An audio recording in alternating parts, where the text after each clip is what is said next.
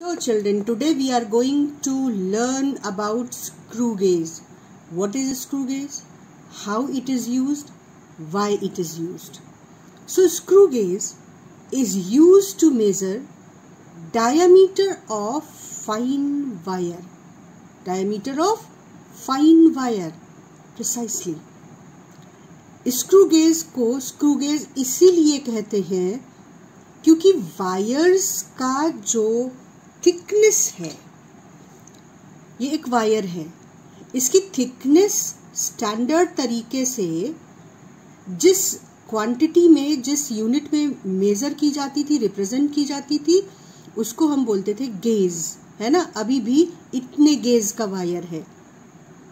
So that is why the instrument which is used to measure the thickness or the diameter of wire is called screw gauge. तो gauge का मतलब तो समझ में आया. Screw क्यों कहते हैं इसको, स्क्रू क्यों लगा है इसके नाम में, उसको भी समझ लेते हैं. तो बेटा इसको स्क्रू गेज इसलिए कहते हैं because it works on the principal of screw. चलो स्क्रू जरा देखते हैं. सबने देखा होगा, देखो इसे स्क्रू कहते हैं.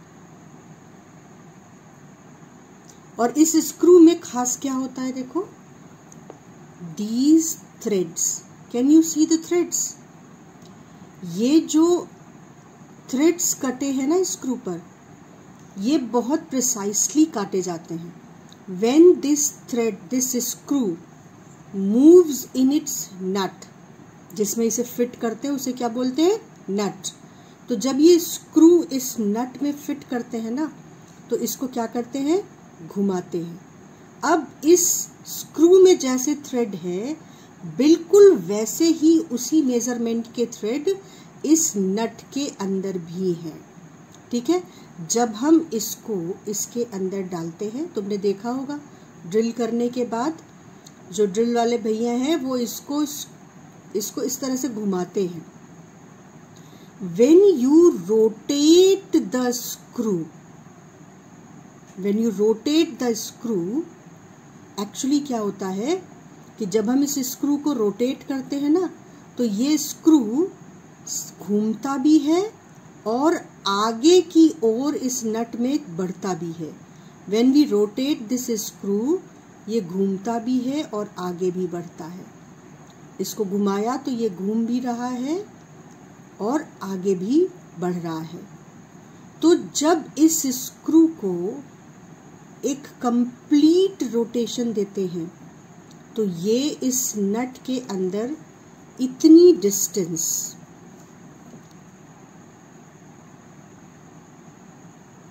डिस्टेंस आगे बढ़ जाता है.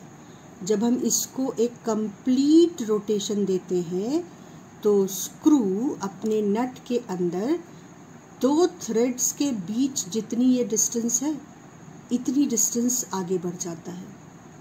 तो ये जो डिस्टेंस है दो थ्रेड्स के बीच, इसको हम पिच बोलते हैं. पिच क्या है, distance between two threads of a screw.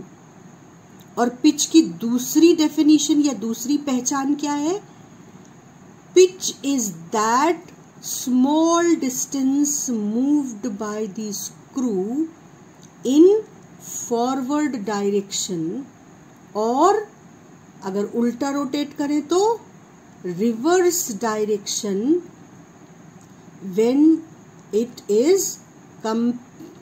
it completes one rotation, screw moves ahead equal to distance between the two threads. तो ये वो डिस्टेंस है जो दो थ्रेड के बीच भी है, और इतनी ही डिस्टेंस स्क्रू आगे या पीछे बढ़ता है जब इसको कंप्लीट एक रोटेशन दिया जाता है. क्योंकि screw gauge principal of screw पर, इसी स्क्रू के प्रिंसिपल पर डिपेंड करता है, बेस है, वर्क करता है. That is why we call it screw gauge. Principle of screw is the principle of screw gauge, so it is called screw. Since this instrument is used to measure thickness of the wire which earlier was represented in the unit gauge. So this instrument is called screw gauge. So obviously I have written what is a screw gauge, then use of a screw gauge, after that why it is called screw gauge.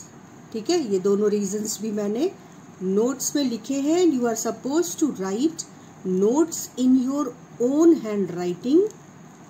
I am just helping you out.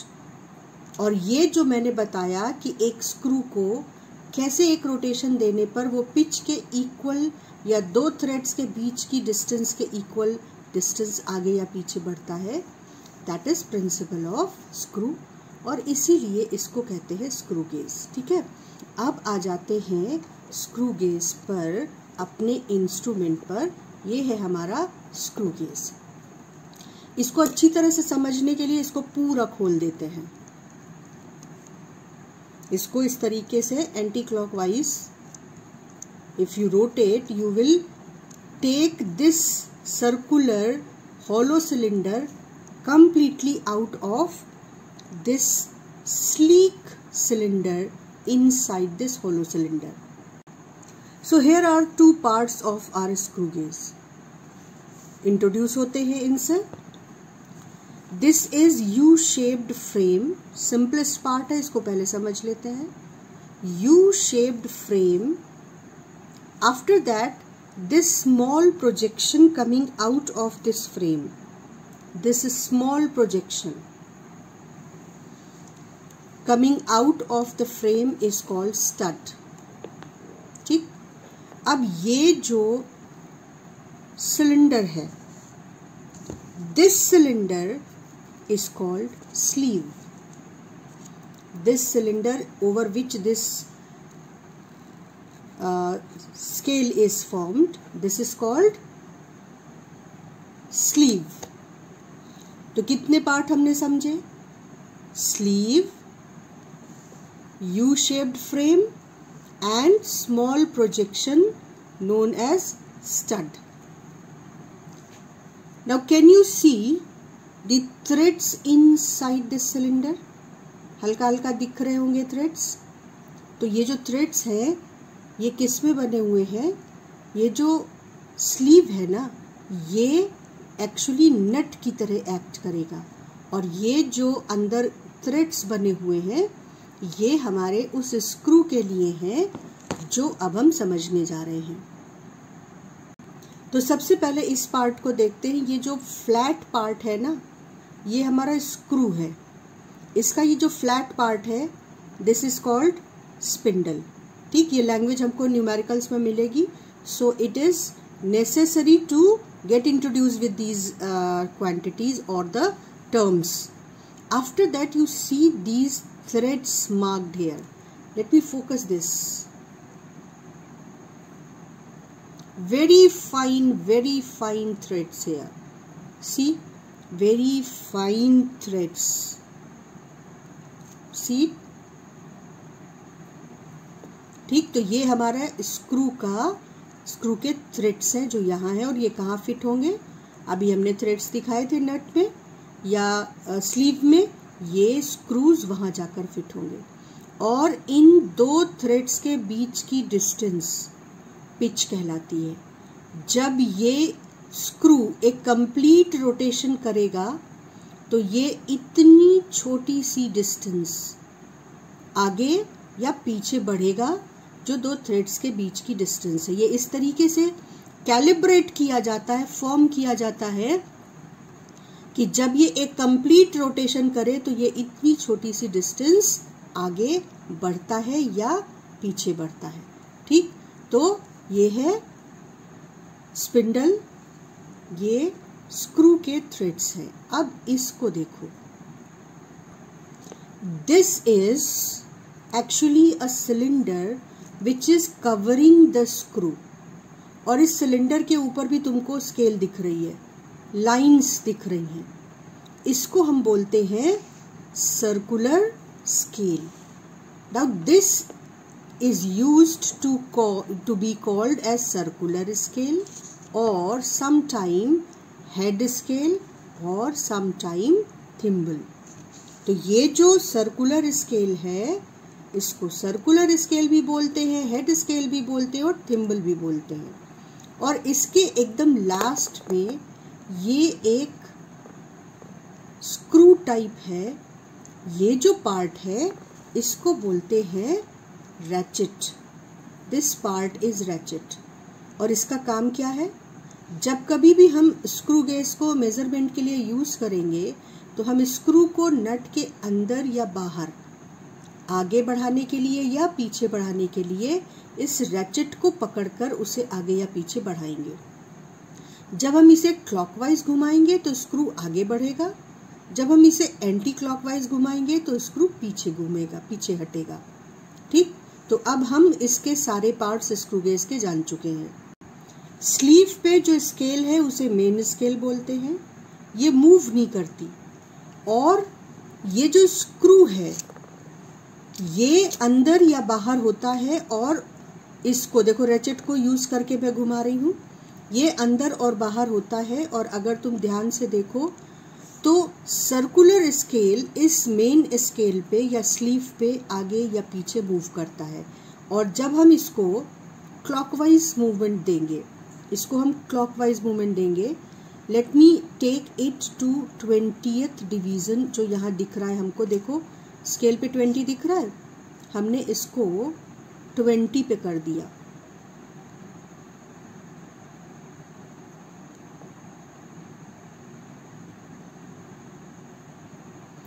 पे कर दिया। और अब देखो zero of this scale, zero of circular scale is exactly, इसको थोड़ा सा focus और करती हूं।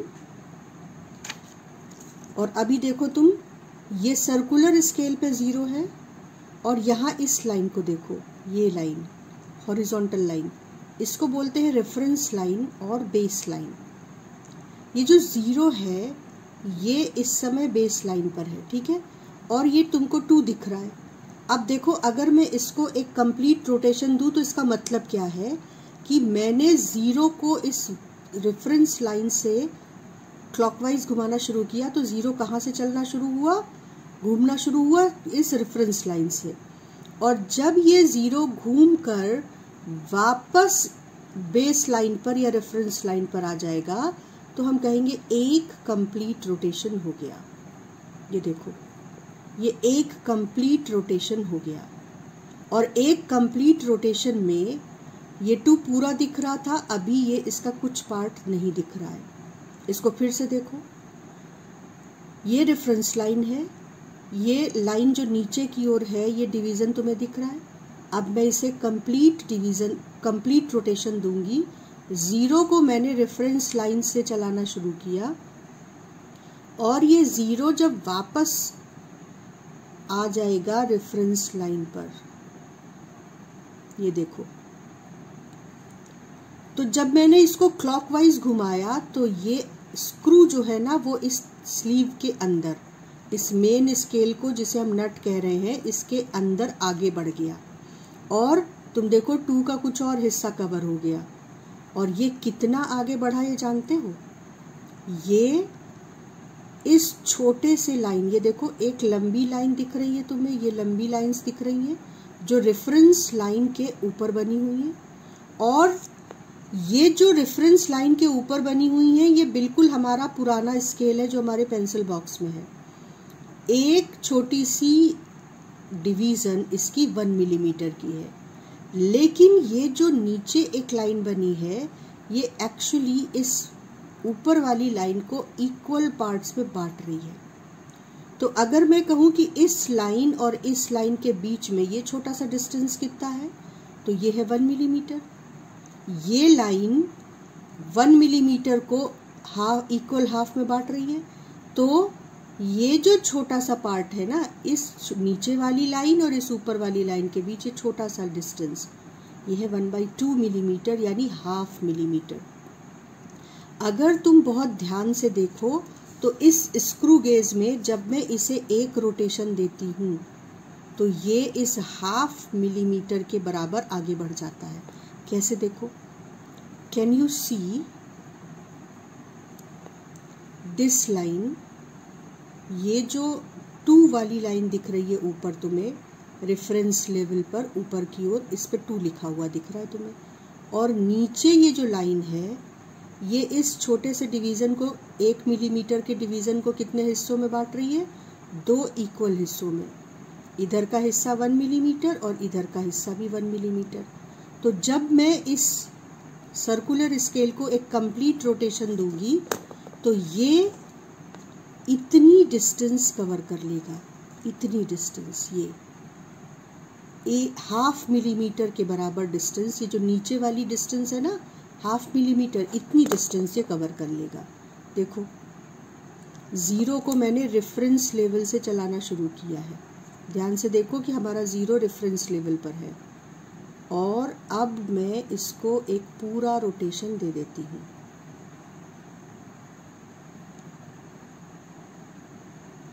और देखो तुम कि 0 वापस से अपनी रेफरेंस लाइन पर आ गया,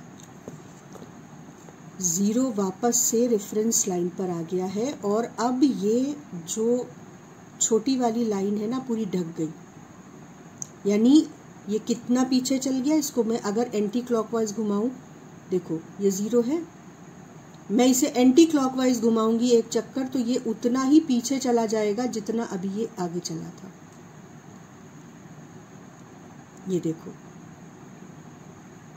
ये कितना पीछे चला गया, ये इतना पीछे चला गया, इतना, यानी 1/2 millimetre.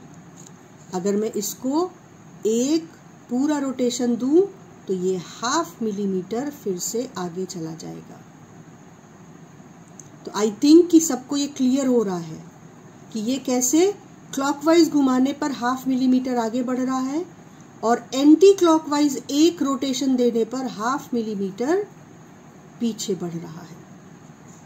This 1/2 millimeter is the distance moved by this circular scale in one complete rotation, either in forward direction or in backward direction. Clockwise घुमाएंगे तो forward direction में ये circular scale 1/2 मिलीमीटर आगे बढ़ रही है, और एंटी क्लॉकवाइज घुमाएंगे तो यही सर्कुलर स्केल 1/2 मिलीमीटर पीछे चली जा रही है। अगर हम इसको एक और सर्कुलर स्केल को एक और एक रोटेशन पूरा दे दे, ये देखो, तो ये 1/2 मिलीमीटर और पीछे आ गई। ये बड़ी वाली ऊपर वाली लाइन और नीचे वाली लाइन के बीच की जो छोटी सी डिस्टेंस है ये 1/2 मिलीमीटर है, और इतना ये और पीछे आ गई। तो इस स्क्रू गेज का पिच कितना हुआ, 1/2 मिलीमीटर, क्योंकि जब हम इसको एक रोटेशन देते हैं तो ये अभी देखो तुम्हें 2 पूरा दिख रहा है ऊपर, जब हम इसको एक रोटेशन देते हैं तो ये 1/2 मिलीमीटर आगे बढ़ जाता है या पीछे बढ़ जाता है। 2 देखो 2 की लाइन तक ये पूरी आगे आ गई, और मैं एक पूरा रोटेशन दे दूं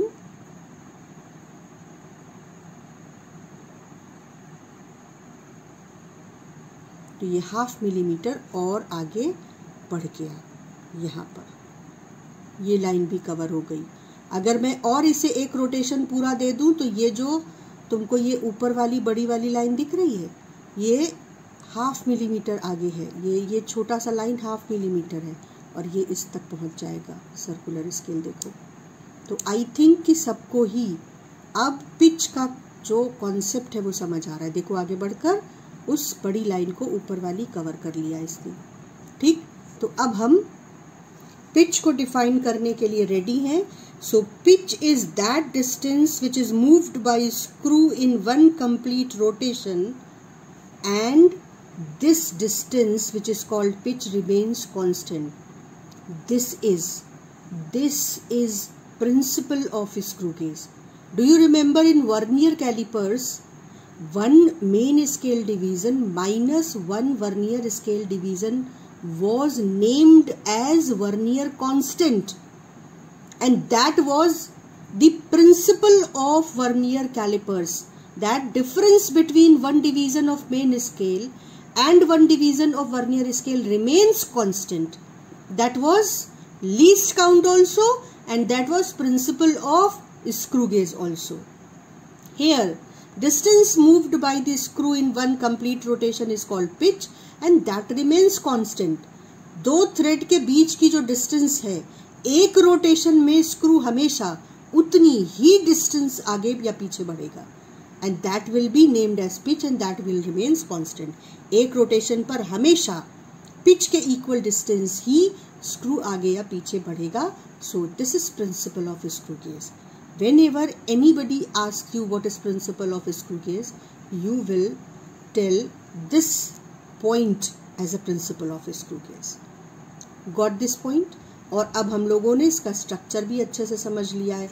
sleeve, spindle, stud, then circular scale, head scale, thimble, screw, ratchet, ठीक, ये सब समझ लिया।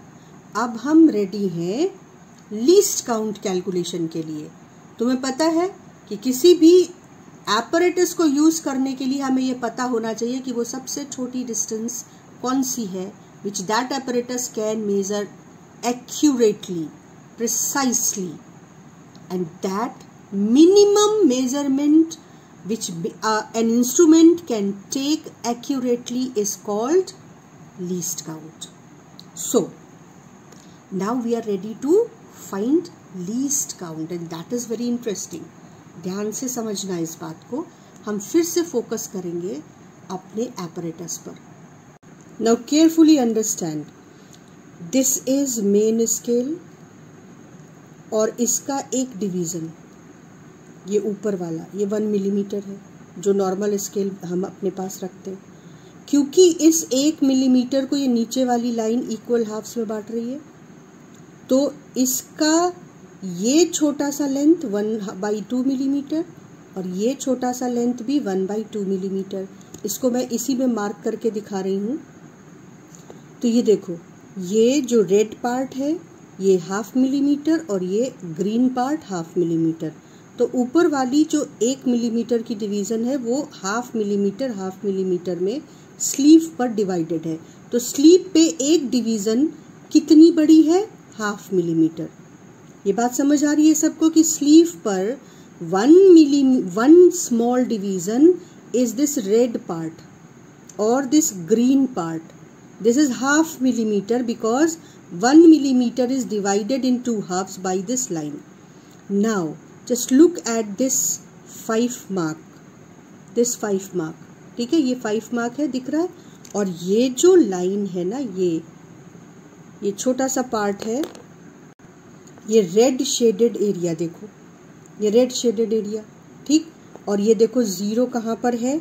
ये जीरो सर्कुलर स्केल का रेफरेंस लाइन पर है। और अब हम इसे एक कंप्लीट रोटेशन दे देंगे और ये रेड शेडेड एरिया पूरा कवर हो जाएगा। इसका मतलब ये हुआ कि जब हमने सर्कुलर स्केल को एक कंप्लीट रोटेशन दिया तो सर्कुलर स्केल स्लीव या मेन स्केल पर देखो रेड शेडेड एरिया पूरा कवर हो गया। इसका मतलब एक कंप्लीट रोटेशन पर ये जो सर्कुलर स्केल है जो स्क्रू के साथ अटैच है, इसलिए सर्कुलर स्केल आगे बढ़ी, मतलब स्क्रू कितना आगे बढ़ गया? शेडेड एरिया, ये शेडेड एरिया बढ़ गया आगे, मतलब 1/2 मिलीमीटर आगे बढ़ गया। तो इसलिए इस मेन स्केल के एक डिवीज़न की वैल्यू 1/2 मिलीमीटर हो गई और 1/2 मिलीमीटर ये सर्कुलर स्केल आगे बढ़ता है जब ये एक कंप्लीट रोटेशन ले लेता है। अब एक और चीज़ देखते हैं हम लोग। इस सर्कुलर स्केल पे ये 0 है और ये है 45। 45 के बाद 46, 47, 48, 49, 50। तो इसका मतलब क्या हुआ कि 45 के बाद हम 5 और लाइंस आगे बढ़ के जहाँ 0 था वहाँ पे 50th लाइन भी काउंट करते हैं। तो सर्कुलर स्केल पे अगर मैं पूछूं टोटल कितने लाइंस हैं, then they should be 50. Right or wrong? Total number of lines on the circular scale are 50. 50। अब अगर तुम सोचो, ये मैंने 0 को रेफरेंस लेवल पे लाकर रखा, और अगर मैं कहूँ कि मैं इसको सिर्फ एक छोटा डिवीज़न, ये देखो, ये जो डिवीज़न है सर्कुलर स्केल पे, ये वाला, इसको भी शेड कर देते हैं। ये 0 अभी रेफरेंस लेवल पर है और मैं इसे सिर्फ इतना फ्रैक्शन घुमाऊं कि ये एक छोटा सा लाइन, शेडेड पार्ट, केवल छोटा सा लाइन एक डिवीज़न सर्कुलर स्केल का आगे बढ़ गया, सिर्फ एक डिवीज़न। देखो तो सोचो, 50 डिवीजन्स के बराबर एक रोटेशन है ना। जब एक रोटेशन देते हैं तो 0 से चलकर वापस 0 आ जाता है यहीं पर, तो मतलब कितनी लाइंस घूम जाता है ये सर्कुलर स्केल? 50 लाइंस है इस पर, तो 50 लाइंस घूम जाता है। तो अगर हमने इसको सिर्फ एक छोटा सा इतना रोटेशन दिया तो जानते हो ये कितना आगे चला? जब एक रोटेशन देते हैं तो सर्कुलर स्केल पिच के बराबर आगे चलता है। तो जब इसको 1/50th रोटेशन दिया, टोटल कितनी लाइंस है? 50। हमने कितना आगे बढ़ाया? 1 डिवीज़न। तो हमने इसको जानते हो कितना रोटेशन दिया? 1 कंप्लीट रोटेशन देते हैं तो 50 लाइंस बढ़ते हैं, 50 लाइंस घूमती हैं। एक 1/50th रोटेशन दिया तो सिर्फ एक लाइन आगे बढ़े। तो ये जो सर्कुलर स्केल है वो एक रोटेशन पर पिच के बराबर आगे बढ़ती है, तो एक छोटे से स्मॉल डिवीज़न भर के रोटेशन पर, यानी 1/50th रोटेशन पर पिच का 1/50th पार्ट आगे बढ़ेगी। और यही है इस इंस्ट्रूमेंट की least count, minimum measurement which this instrument can measure accurately. फिर से इसको हम एक पॉइंट पर समराइज कर लेते हैं। Our instrument is having pitch equal to 1/2 millimeter.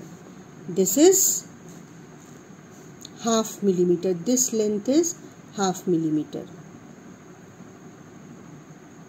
Right? And in one complete rotation, when 0 after complete rotation comes back to the reference line. In one complete rotation, it starts from first line, and after one complete rotation, the number of lines which circulate or which take a complete rotation are 50 lines. यही 0 mark है और यही 50th mark है। तो एक पूरे चक्कर में कितनी लाइंस चक्कर काट लेती हैं? 50 लाइंस। तो हम क्या कहते हैं कि 45, ये देखो तुम्हारा स्केल ऐसा ही है, 45 बना है और फिर यहाँ 0 है। तो ये एक चक्कर में टोटल 50 डिवीजन्स का, अगर सर्कुलर एक चक्कर टोटल 50 डिवीजन्स का सर्कल लगाता है, तो टोटल 50 डिवीजन्स में टोटल 50 डिवीजन्स जब कंप्लीट चक्कर काटते हैं तो कितना आगे बढ़ते हैं? Equal to pitch.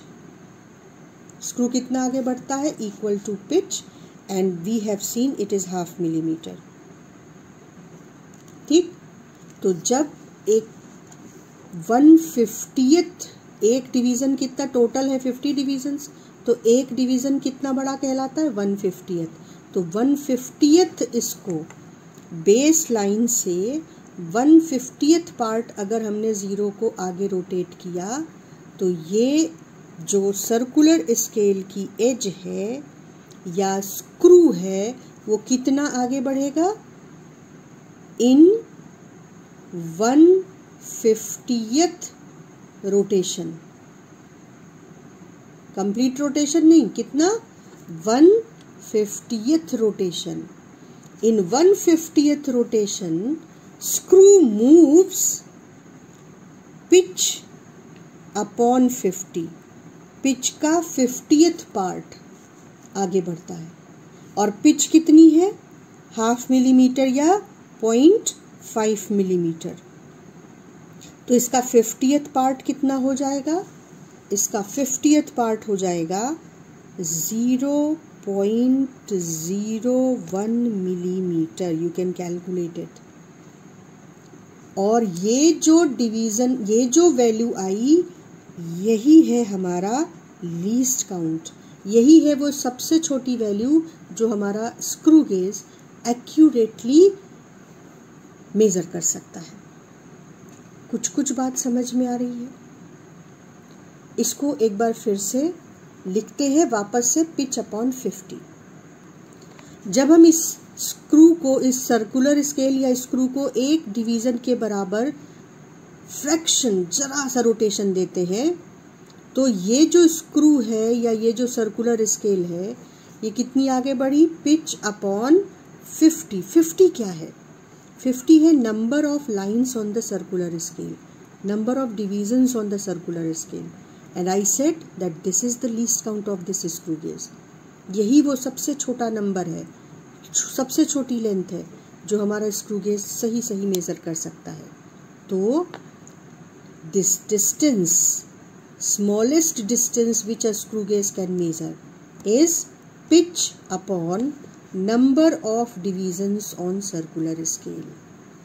This is minimum distance, minimum not distance, it should be length.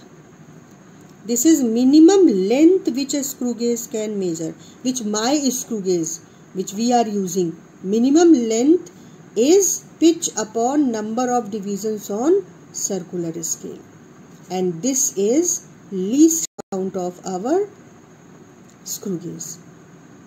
So least count is defined as pitch upon total divisions on circular scale, and pitch is defined as distance travelled by circular scale in one complete rotation. और अभी हम लोगों ने देखा कि ये जो pitch है ये कितनी बार बार आ रही है?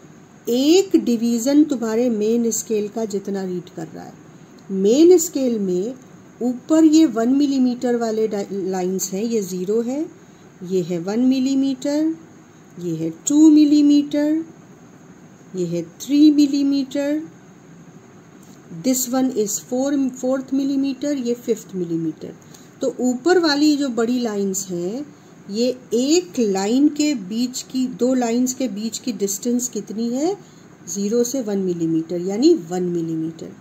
और क्योंकि नीचे वाली लाइन उसको इक्वल हाफ्स में डिवाइड कर रही है, तो मेन स्केल पे एक छोटे लाइन की जो डिवीज़न की वैल्यू है वो हो जाती है 1/2 मिलीमीटर, इसका half. So the screw gauge I am having in my hand is having one division on its main scale equal to 1/2 millimeter, and that is pitch of my screw gauge, right? And since my screw gauge is having 50 divisions on its circular scale, total 50 divisions, so least count of my scale will be pitch upon 50, 0.5, that is 1/2 millimeter upon 50, that is 0.01 millimeter. So let us see how many points we have learned today. Quick revision, we have learned what is a screw gauge, use क्या है इसका, why it is named as screw gauge, then principle of screw gauge,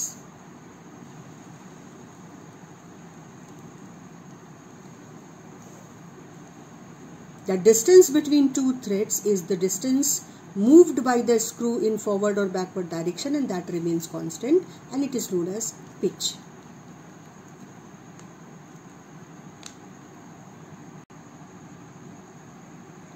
Then we get introduced with the parts of the screw gauge, their name and their function.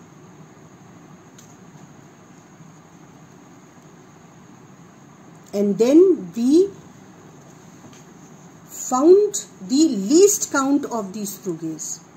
We understood why pitch upon number of divisions on vernier scale is called least count, क्योंकि यही वो length है जो हमारा screw gauge सबसे छोटी ठीक से मेज़र कर सकता है. ठीक, तो अगर हमको ये कॉन्सेप्ट समझ में आ गया then it's well and good, but in case you are not getting this whole concept clearly, why we are calling this length calculated by this formula as least count, then don't get worry. परेशान नहीं होना है, बहुत बोझ नहीं लेना है, आप इस least count के फॉर्मूले को बस लर्न कर लेंगे so that you can use it in numericals and you will be surprised after some time you automatically get the whole concept. So give yourself a time.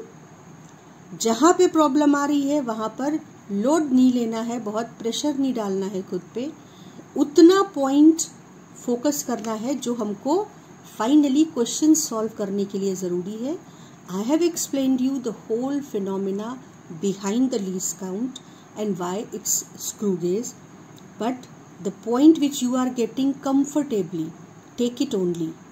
जो नहीं समझ आ रहा है उसको थोड़े टाइम के लिए छोड़ देना है, उसको वापस लौट कर कुछ दिनों बाद देखना, तो तुम देखोगे कि वो तुमको अपने आप समझ में आ गया. नेक्स्ट क्लास में हम लोग स्क्रू गेज का यूज़ करके एक छोटे से फाइन से वायर का डायामीटर कैलकुलेट करना, रीडिंग लेना सीखेंगे.